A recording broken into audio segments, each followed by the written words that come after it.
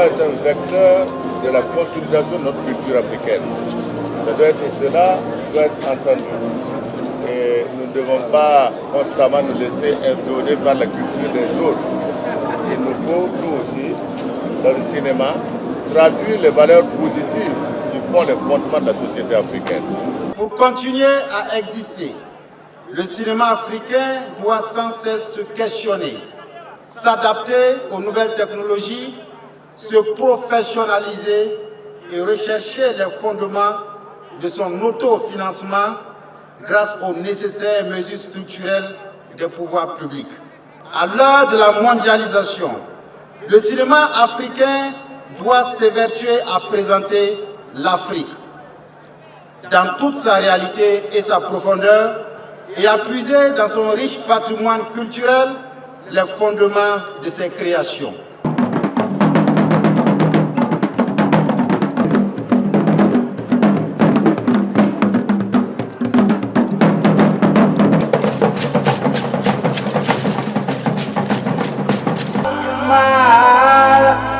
Car vous êtes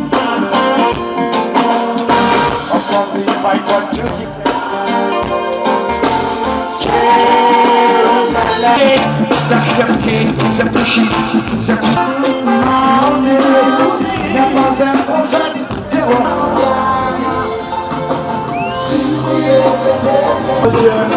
Ne voyez pas ce qui se passe.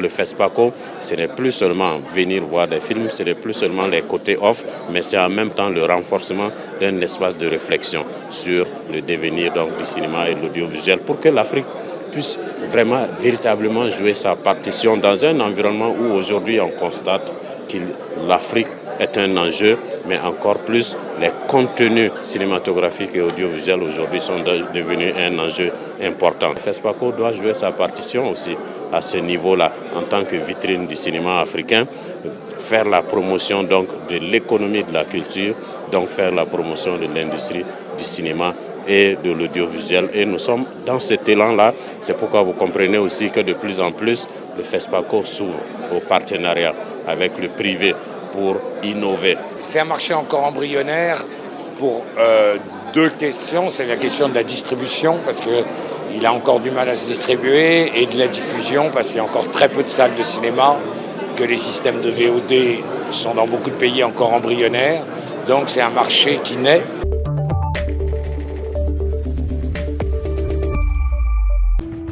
Elles viennent d'horizons divers. Elles sont animées par un même désir. Voyager pour s'assurer un lendemain meilleur.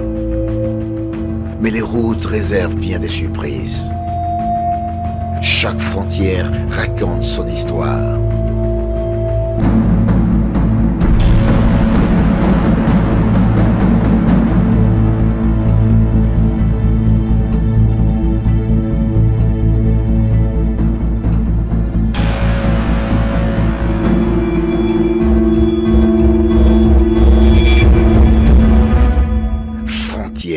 Une fiction d'Apolline Traoré. On parle beaucoup dans notre cinéma et dans le monde de ces voyages entre l'Afrique vers l'Europe, mais même cette circulation dans la sous-région est aussi un gros problème dont personne n'en parle. Donc il était important pour moi de parler de ce problème-là, ça c'est un, et de parler de courage de ces femmes qui bravent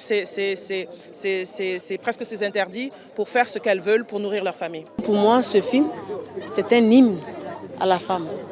Un hymne au combat de la femme africaine.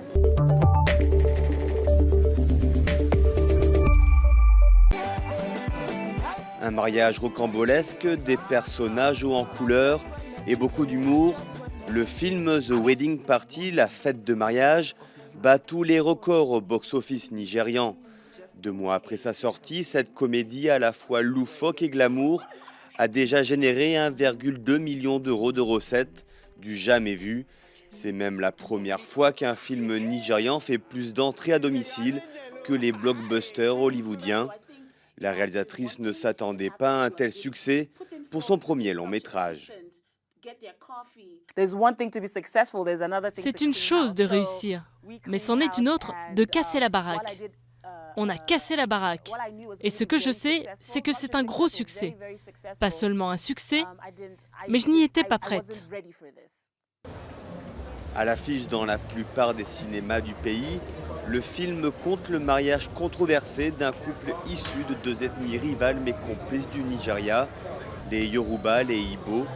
Jouant sur les clichés et les quiproquos, il réussit à se placer au-dessus des standards du cinéma nigérian, réputé dans toute l'Afrique sous le nom de Nollywood. Le film, c'est comme deux facettes du Nigeria, les Igbo et les Yoruba. Et c'est comme une harmonisation de ces deux côtés du pays, nous faire comprendre pourquoi nous devons être unis, peu importe les tribus. J'ai ri du début à la fin, et c'est la première fois que ça m'arrive en regardant un film de Nollywood. Film après film, Nollywood se professionnalise.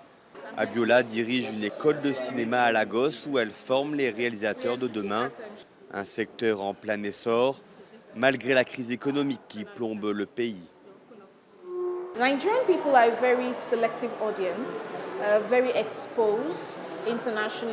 Le Nigeria a un public exigeant, ouvert et voyageur. Nous savons ce qui se fait partout et nous n'en attendons pas moins chez nous. Les réalisateurs sont appelés à répondre à cette exigence d'un public averti et à lui offrir le même niveau de professionnalisme qu'ailleurs dans le monde.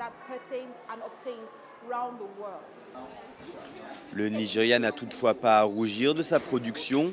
Avec 2000 films par an et un public estimé à près de 150 millions de spectateurs, Nollywood est l'une des 3 plus grosses industries du cinéma au monde, avec l'Inde et les États-Unis.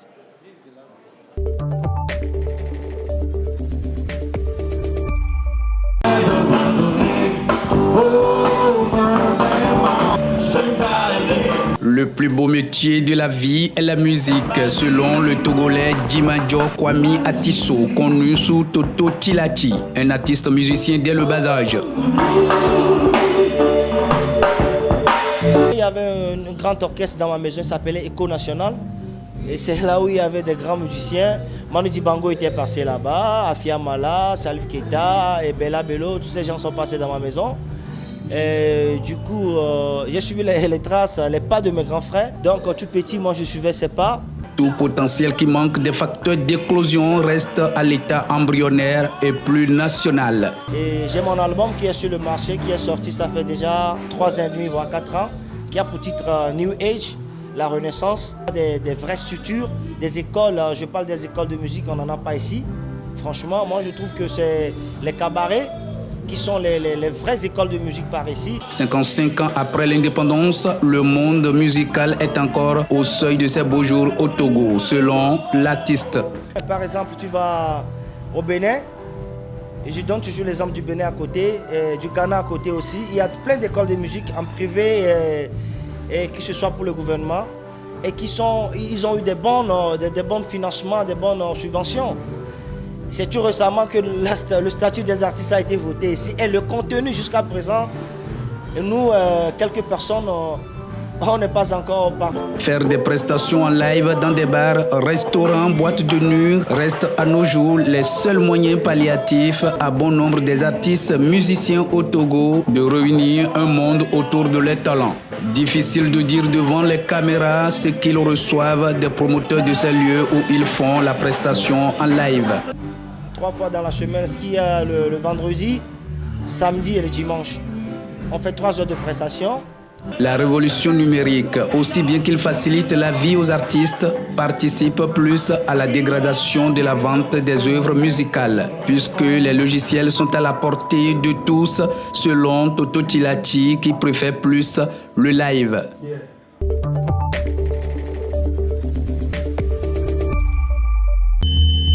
You'll never guess what I have right here. My hand is an ocean right now. I take a walk, you are all I got, babe.